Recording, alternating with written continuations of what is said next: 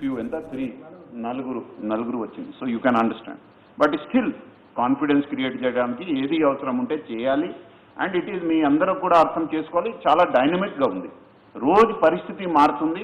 అందుకే ఈ రోజు ఏం చేశాను, రేపు అదే చేయాలి, ఎల్లుండి అదే చేయాలి, ఎట్లా ఉండదు కూడా. సో దానికోసం ఇది టెస్టింగ్ అంటే టు క్రియేట్ కాన్ఫిడెన్స్ దట్ ఏం ప్రాబ్లం లేదు, దానికి కోసం ఇది పెట్టడం జరిగింది. ఇది ఎట్లా చేయడం జరుగుతుంది ఆల్రెడీ మంత్రి గారు చెప్పారు. నేను అడిషనల్గా 1-2 పాయింట్స్ కూడా చెప్తాను. అంటే కంటైన్మెంట్ జోన్స్ ఉన్నాయి, అక్కడ చేయడం. పర్టికులర్లీ ఎవరికి IALI ఉన్నాయి అంటే ఇన్ఫ్లుయెంజా లైక్ సిమ్టమ్ ఉన్న వాళ్ళకి చేయడం. అదేవిధంగా పాజిటివ్ కేసెస్ వచ్చింది, వాళ్ళ ఫ్యామిలీ వాళ్ళు కావాలి నాకు చేయండి అంటే వాళ్ళకి చేయడం. అదేవిధంగా హై రిస్క్ గ్రూప్ ఉన్నాయి, ఎవరు మన front line health workers, doctors, అదేవిధంగా పోలీస్, అదేవిధంగా మున్సిపల్, అదేవిధంగా గవర్నమెంట్ ఆఫీషియల్స్, ఎవరు మనలాగా ఎవరు పని చేస్తారు మీలాగా, ప్రెస్, వాళ్ళకి కాన్ఫిడెన్స్ ఇవ్వడానికి అరే మీకు ఏం సమస్య లేదు, దానికోసం కూడా ఇది చాలా పెద్ద యత్నంతో చేయడం జరుగుతుంది. సో గవర్నమెంట్లో ఎన్ని చేయగలుగుతాం అన్ని చేస్తాం, అవసరం ఉంటే పెంచడానికి కూడా కొన్ని కొత్త పద్ధతి వచ్చింది, అది కూడా వాడడం జరుగుతుంది. అదేవిధంగా ప్రైవేట్ టెస్టింగ్ కూడా ఇంతకుముందు లేదు, ఇప్పుడు అఫీషియల్గా కూడా అలౌ చేయడం జరుగుతుంది. దీనివల్ల ఎవరు అక్కడ నేను హాస్పిటల్కి ఇష్టం లేదు అక్కడ వెళ్తాం ఇక్కడ వెళ్తాం, దానికోసం ప్రత్యేకంగా ఈరోజు జియో కూడా ఇష్యూ చేయడం జరుగుతుంది. ఫిక్స్డ్ రేట్లో ఎవరికి ఇష్టం ఉన్నప్పుడు చేయవచ్చు. బట్ దానికి కూడా ప్రైవేట్ ఏజెన్సీస్కి కూడా చాలా క్లియర్ గైడ్ లైన్, అంటే ఒక మార్కెటింగ్ లాగా రండి చేస్తాం లేకపోతే మీకు ఏమైపోతుంది భయం క్రియేట్ చేసి ఎట్లా చేయడానికి అవకాశం లేదు. Any private agency, testing agency, diagnostic company ఇట్లా ఒక భయం చేసి ఎట్లా మార్కెటింగ్ లాగా చేసి ఇట్లా చేస్తే వాళ్ళ మీద చాలా సివియర్ యాక్షన్ ఉంటుంది, సీజ్ చేయడం, వాళ్ళకి బ్లాక్ లిస్ట్ చేయడం అన్నీ జరుగుతుంది. కమింగ్ టు ట్రీట్మెంట్, ఆల్రెడీ మంత్రి గారు చెప్పారు, ఫుల్గా we are fully equipped for large number of cases treat చేయడానికి ఉన్నాయి.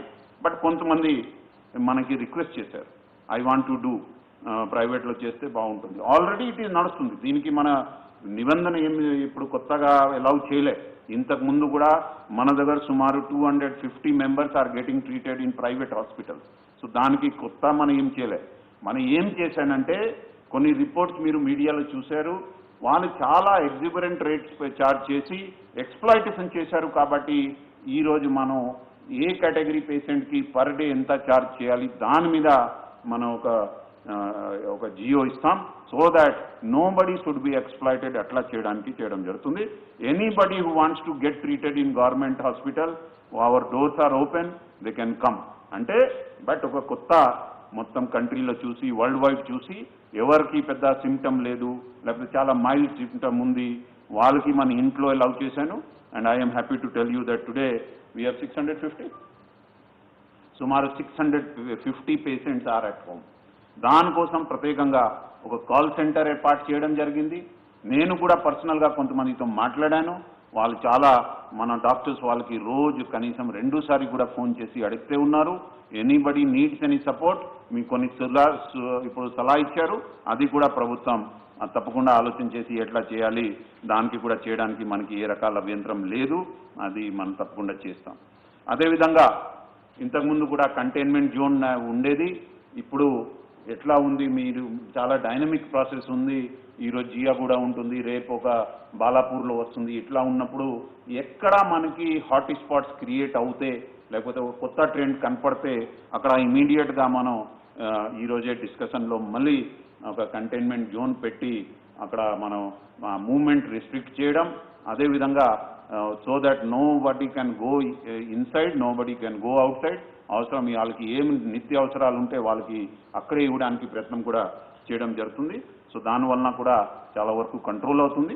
అక్కడ కూడా మనం ఇంకా ఏం చేయడం జరుగుతుంది అంటే ఎనీబడీ వాంట్స్ ఎనీథింగ్, వాళ్ళకి అక్కడ మన వాట్సాప్ ద్వారా అన్ని ఏర్పాటు చేయడం. తర్వాత ఆ ఏరియాలో ఎవరికి ILI ఎట్లా సిమ్టమ్ ఉంటే వాళ్ళకి టెస్ట్ చేయడం కూడా జరుగుతుంది. సో దట్ మన సిచ్యువేషన్ చాలా కంట్రోల్లో అవుతుంది. దీనివల్ల ఎక్కడ మనకి ఏ రకాల ఇబ్బంది రాకుండా అవుతుంది. అదేవిధంగా మన దగ్గర ఆశా వర్కర్స్, తర్వాత ఇంకా ANMs, తర్వాత సూపర్వైజర్స్ ఉన్నారు. ఏ ఏరియాలో కేసెస్ ఉన్నాయి అక్కడ డోర్ టు డోర్ సర్వే కూడా ఇంతకుముందు కూడా జరుగుతుంది. ఇంకా దానికి స్పీడ్ చేయడానికి, మంచి కవరేజ్ చేయడానికి కూడా ప్రయత్నం అవుతుంది. సో ఫైనల్గా the decisions which were taken yesterday, already పొద్దున్నే మంత్రి గారి ఆధ్వర్యంలో ఒక 4 కలెక్టర్స్తో, అదేవిధంగా GHMC commissioner, municipal administration, health department వాళ్ళందరితో కలిసి మీటింగ్ ఏర్పాటు చేయడం జరిగింది. ఒక కార్యప్రణాళిక తయారు చేయడం జరిగింది. అండ్ ఈ రోజు నుండి టెస్టింగ్ కూడా ఈ రోజు పొద్దుగా అవుతుంది. టుమారో నుండి ఒక సిస్టమేటిక్ వేలో వాళ్ళు ఏ ఏరియా వాళ్ళు ఎక్కడ పోతారు, మన టీమ్స్ అక్కడ వాళ్ళకి తీసుకొని వెళ్తారు, అక్కడ టెస్ట్ చేసి వాళ్ళకి ఇంటి పంపిస్తారు. మళ్ళీ based on whether they are positive or negative further action కూడా అవుతుంది. ఏ రకాల ఇబ్బంది లేకుండా జరుగుతుంది.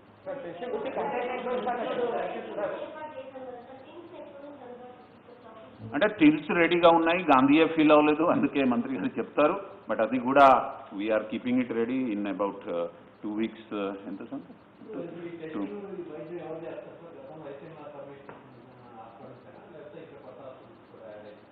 మన దగ్గర గవర్నమెంట్ సిస్టంలో చాలా ఉన్నాయి. That is not a problem.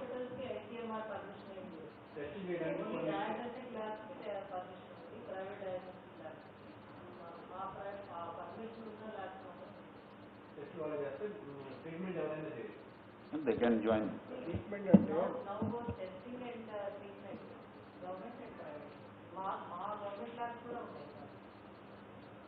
Testing ఏమో ఐసీఎంఆర్ పర్మిటెడ్ ల్యాబ్స్, ట్రీట్మెంట్ ఏమో ఆ ఫెసిలిటీస్ ఉన్నోళ్ళు, ఆ హాస్పిటల్లో ఐసోలేషన్ ఫెసిలిటీస్ కానీ, వెంటిలేటర్ కానీ, ఆ మ్యాన్ పవర్ కానీ ఉన్నది మాత్రమే చేస్తారు. ఆల్రెడీ హాస్పిటల్లో ఎప్పటి నుంచో ట్రీట్మెంట్ ఇస్తున్నారు. నేను చెప్పిన చేజ్ గారు చెప్పిన, కానీ ఛార్జెస్ రేపు ఇవాళ జీవో ఇస్తాం. ఇవాళ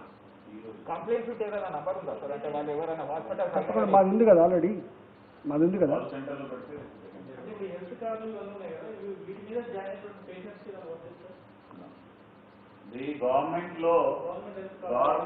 government employee anybody who wants free treatment they have to come to government hospital. మీరు నేను ప్రైవేట్గా వెళ్ళాలి, నేను పే చేస్తాం, వాళ్ళు ప్రైవేట్కి వెళ్ళాలి, సింపుల్.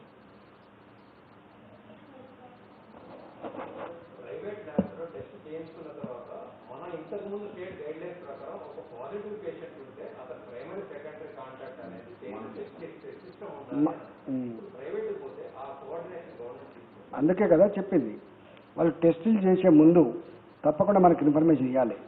టెస్ట్ రిపోర్ట్ వచ్చిన తర్వాత తప్పకుండా నెగిటివా పాజిటివా మనకు రిపోర్ట్ ఇవ్వాలి.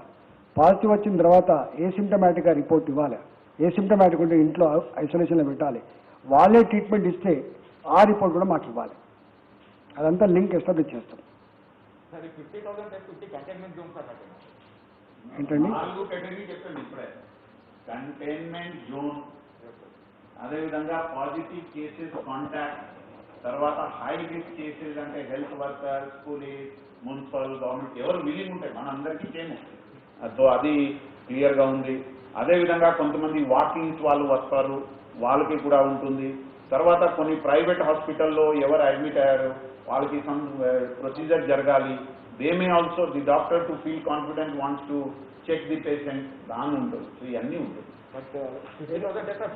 డెలివరీ సందర్భంగా కూడా కొంతమంది రిస్క్ ఏరియా నుంచి వచ్చిన వాళ్ళు ఉంటారు, డాక్టర్స్ కావాలనుకుంటారు, చేసుకుంటారు. ఏం ఎక్కడ ఆలోచన లేదు, ఎందుకు ఇంకా ఎందుకు ఖరాబ్ లేదు, ఎక్కడ అట్లాంటి ఆలోచన లేదండి. నేను కూడా చూసాను దానిలో. We don't want to get into unnecessary issues, but he has not told. అంటే what he told that this honourable CM is reviewing daily, అవసరం ఉన్నప్పుడు ఏది యాక్షన్ ఉంటే తీసుకుంటా అంటే చెప్పాలి. ప్రైవేట్ హాస్పిటల్స్ లో ట్రీట్మెంట్ చేస్తున్నారు.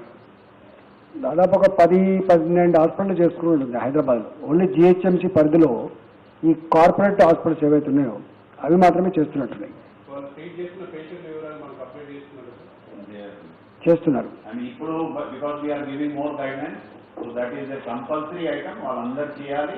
అదేవిధంగా ఇంకా ఒకటి అంటే ఇప్పుడు ఈ కొన్ని హాస్పిటల్స్ ఆల్రెడీ ఉన్నాయి. Any new hospital wants to also treat, వాళ్ళకి కొన్ని నిబంధనలు ఉన్నాయి. అంటే ఒకటి వాళ్ళ దగ్గర కనీసం 100 beds ఉండాలి, వాళ్ళ దగ్గర ఐసీయూ ఫెసిలిటీ ఉండాలి. అట్లాంటి వాళ్ళు they can just request in 1 day, 10 days will be clear. Sir, in other states, people are forced to go from one hospital to another. అంటే బెడ్స్ కెపాసిటీ ఫుల్ అయిపోతుంది. So any, GO lemon messages of that they also display how many beds are available with them. అసలు ఒక మాట, ఇవాళ తెలంగాణ అంత ముందు చూపు ఉంది కాబట్టి ఇవాళ ఆ పరిస్థితి రాలేదు మనకు. మేము బిగినింగ్ డేస్లో చెప్పినాం, ఏ సిమ్టమాటిక్గా ఉంటున్నారు వీళ్ళందరినీ ఎందుకు హాస్పిటల్ పెట్టి ట్రీట్మెంట్ ఇచ్చే అక్కర్లేదు కదా, ఎందుకు ఉంచుకోవాలని చెప్పి అడిగినాం. వాళ్ళు ఫస్ట్ ఐసీఎంఆర్ ఏం గైడెన్స్ ఇచ్చింది, 14 days గడిచిన తర్వాత ఏ సిమ్టమాటిక్ ఉన్నప్పటికీ ఫస్ట్ టైం టెస్ట్ చేయాలి, నెగిటివ్ రావాలి, సెకండ్ టైం టెస్ట్ చేయాలి, నెగిటివ్ రావాలి. ఒక్కొక్క మనిషికి 35 రోజులు గడిచినా కూడా నెగిటివ్ టెస్ట్ రాలే. అప్పుడు ఐసీఎంఆర్ గైడ్లైన్స్ ఇచ్చింది. మళ్ళీ సెకండ్ గైడ్లైన్స్ 10 రోజుల్లోపు ఏ సిమ్టమాటిక్గా కనుక ఉంటే వితౌట్ టెస్ట్ పంపమని చెప్పింది. మేము ఏం చెప్పినామో అది ఆచరణలో పెట్టింది. ఆ తదుపరి థర్డ్ గైడ్లైన్ ఏమొచ్చింది, ఏ సిమ్టమాటిక్ ఉంటే హాస్పిటల్ ఉంచుకోవాల్సిన ఎక్కడ కూడా లేదు, ఇన్లైన్లో పెట్టుకొని ఐసోలేషన్ పెట్టమని చెప్పింది. ఇవాళ మేము ఏమైతే చెప్పినామో ఆచరించినామో అది ఐసీఎంఆర్ తర్వాత గైడ్లైన్స్ రూపంలో ఇచ్చింది. అట్లా ఉన్నది కాబట్టి మనం ఇవాళ ఈ స్టేజ్లో ఉన్నాం. లేకపోతే ఇవాళ ఢిల్లీ లాగానో బొంబాయి లాగానో మొత్తం హోటల్ నింపేసుడు, హాస్పిటల్ నింపేసుడు, నిజమైన పేషెంట్కు ట్రీట్మెంట్ అందే పరిస్థితి వస్తుంది. ఇప్పుడు మన వనరులు కానీ మన శక్తిని కానీ పేషెంట్ల కోసం ఉపయోగించాలి తప్ప అవసరమైన దగ్గర ఖర్చు పెట్టే అక్కర్లేదు కదా. గది జరిగింది బయట మన దగ్గర ప్లాన్గా ఉన్నాం కాబట్టి, ముఖ్యమంత్రి గారు ముందు చూపు ఉంది కాబట్టి అది జరిగింది మనకి. అంటే 1 second, అంటే దీంట్లో ఇప్పుడు కూడా ఒకటి వాళ్ళ దగ్గర టోటల్ డిక్లేర్ చేయాలి ఎన్ని బెడ్స్ దీనికోసం పెట్టారు ప్రతి హాస్పిటల్. రెండోది రోజు ఎవరెవరు పేషెంట్ అక్కడ ఉన్నారు, ఇంకా ఎన్ని వేకెన్సీస్ ఉన్నాయి అది కూడా వాళ్ళు డిస్ప్లే చేయాలి. సో దాట్ ఒక వేరే రకాల దీనికి మిస్యూజ్ చేయకూడదు. రెండు మనం ఏం చెప్పడం జరుగుతుంది అంటే అవర్ గైడ్లైన్లో దట్ మీరు అన్నెసెసరీగా బెడ్స్కి బ్లాక్ చేయకూడదు. అంటే ఎవరికి సిమ్టమ్ ఉంది అండ్ వాళ్ళకి కొద్దిగా కోమార్బిడిటీ ఉంటే వాళ్ళకే మీరు అడ్మిట్ చేయండి. జస్ట్ సింపుల్గా పాజిటివ్ వచ్చింది అందుకే వాళ్ళకి అడ్మిట్ చేయకూడదు, అట్లా కూడా చెప్పడం జరుగుతుంది. ఈ గైడ్లైన్లో కూడా వస్తుంది. సో దాట్ మనకి ఎప్పుడు గవర్నమెంట్ సెక్టర్లో అదేవిధంగా ప్రైవేట్ సెక్టర్లో కొన్ని బెడ్స్ ఎప్పుడు ఖాళీ ఉండాలి, దానికోసం ఈ this rule is also put in the Jio.